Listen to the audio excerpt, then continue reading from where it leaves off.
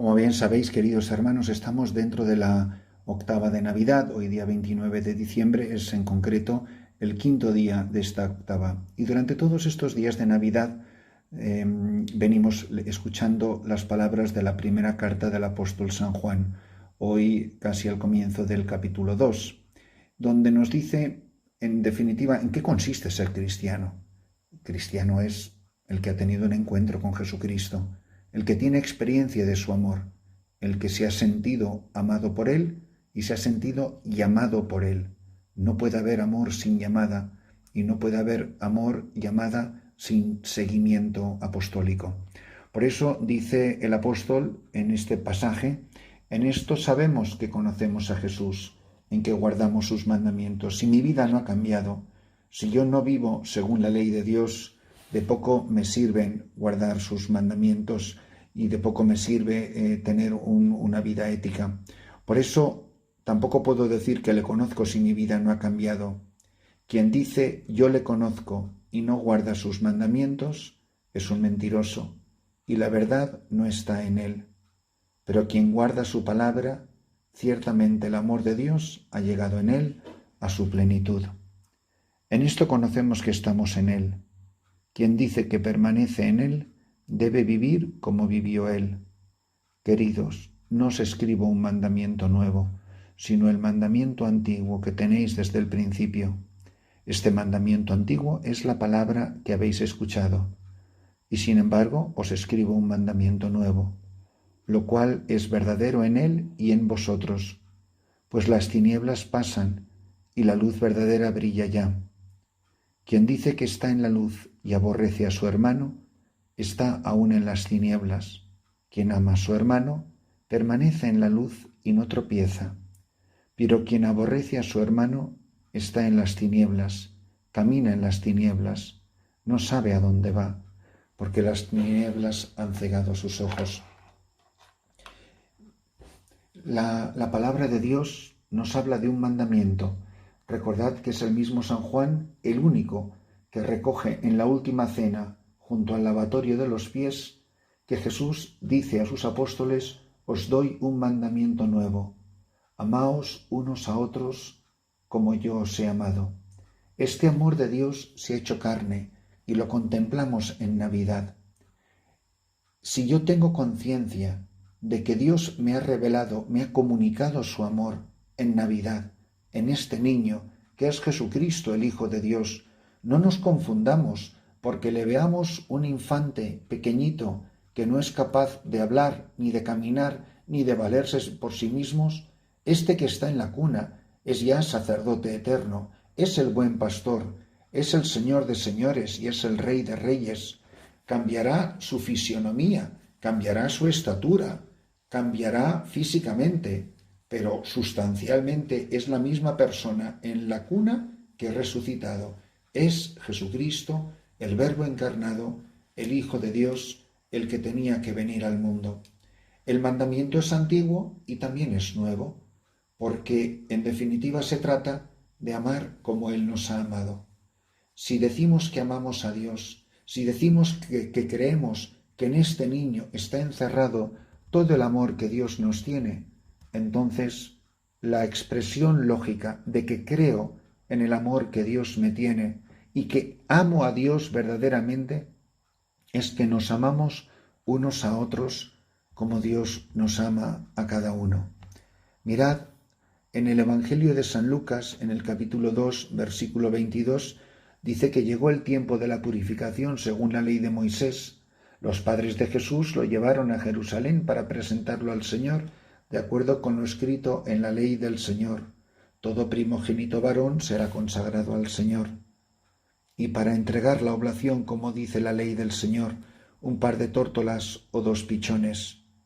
Vivía entonces en Jerusalén un hombre llamado Simeón, hombre justo y piadoso que aguardaba el consuelo de Israel, y el Espíritu Santo moraba en él. Había recibido un oráculo del Espíritu Santo, que no vería la muerte antes de ver al Mesías del Señor. Impulsado por el Espíritu, fue al templo. Cuando entraban con el niño Jesús, sus padres, para cumplir con él lo previsto por la ley, Simeón lo tomó en brazos y bendijo a Dios diciendo: Ahora, Señor, según tu promesa, puedes dejar a tu siervo irse en paz, porque mis ojos han visto a tu Salvador, a quien has presentado ante todos los pueblos, luz para alumbrar a las naciones y gloria de tu pueblo Israel. Su padre y su madre estaban admirados por lo que se decía del niño. Simeón los bendijo diciendo a María su madre: Mira, este está puesto para que muchos en Israel caigan y se levanten.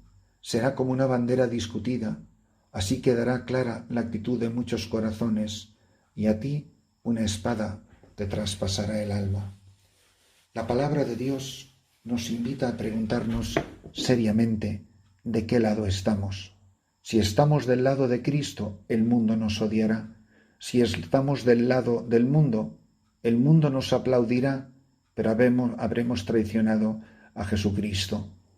Mirad, en este pasaje aparecen en varias ocasiones la mención al Espíritu Santo. Nos dice que Simeón estaba impulsado por el Espíritu Santo y que el Espíritu Santo moraba en él y que, impulsado por el Espíritu, fue al templo. Es todo un movimiento de vida del que el protagonista sigue siendo el Espíritu Santo, como lo es en la Anunciación, como es María que va presurosa a la montaña llena del Espíritu de Dios. Es el Espíritu Santo el gran misterio, el gran protagonista de toda esta historia de salvación. Es el que está actuando en el niño y en la madre y en todos los testigos que rodean este gran acontecimiento. A nosotros nos confunde muchas veces el rechazo del mundo, el precio que se paga por ser cristiano. Yo he pagado ese precio. O yo coqueteo con las cosas del mundo y luego estoy en las cosas de Dios, y con el mismo entusiasmo con el que me lanzo a las cosas del mundo, con ese mismo entusiasmo me lanzo a las cosas de Dios. A mí me asombra la facilidad con la que los católicos llevan una vida tan mundana y luego la van como adobando, la van barnizando de actos cultuales, de actos religiosos, la misa del gallo, la oracioncita de no sé qué, un momento de bendición de la misa, pero dentro de una vida muy plácida, muy placentera y muy pagana. Pero mirad, cuando una persona se pone del lado de Cristo, las palabras de Simeón a María son tremendas. Está puesto para que muchos en Israel caigan y se levanten. Todos los días hay hombres y mujeres que caen a causa de Cristo, y hay hombres y mujeres que todos los días se levantan a causa de Cristo. Es una bandera discutida. Yo me voy a poner. Este problema lo tienen los obispos. Este problema lo tenemos los sacerdotes, que podemos llevar una vida tan mundana. Tenemos anestesiado a nuestro pueblo, no le anunciamos el Evangelio, no le anunciamos la verdad.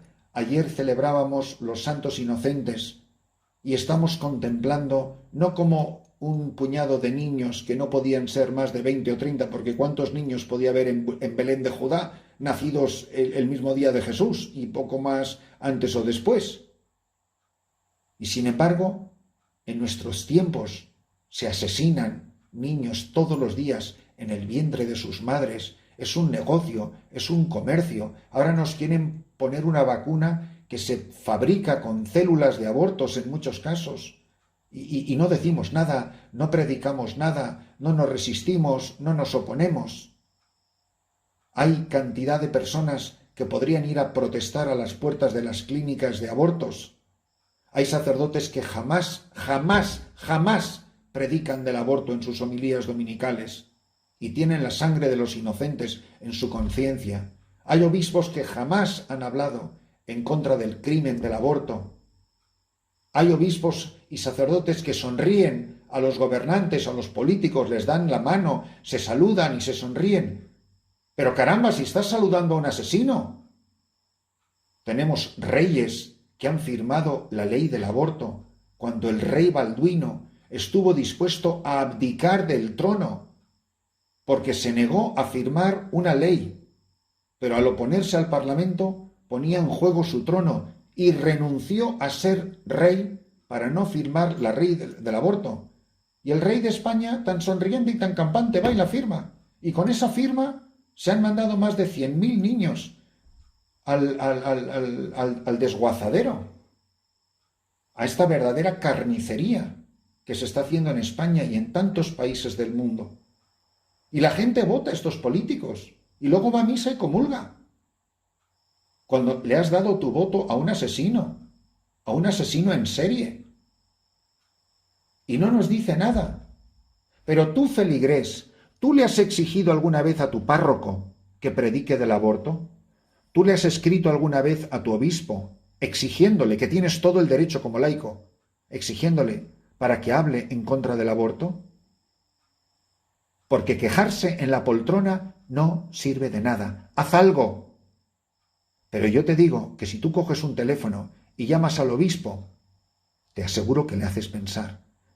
Y si le escribes una carta a tu párroco y le dices, llevo un año entero yendo a misa de domingo con usted y usted nunca jamás ha hablado del aborto, y en nombre de nosotros se aprueban leyes que son inicuas, que son inmorales, que son pecado mortal, que es sancionar el asesinato en masa, pues tenemos una gravísima responsabilidad que hacer.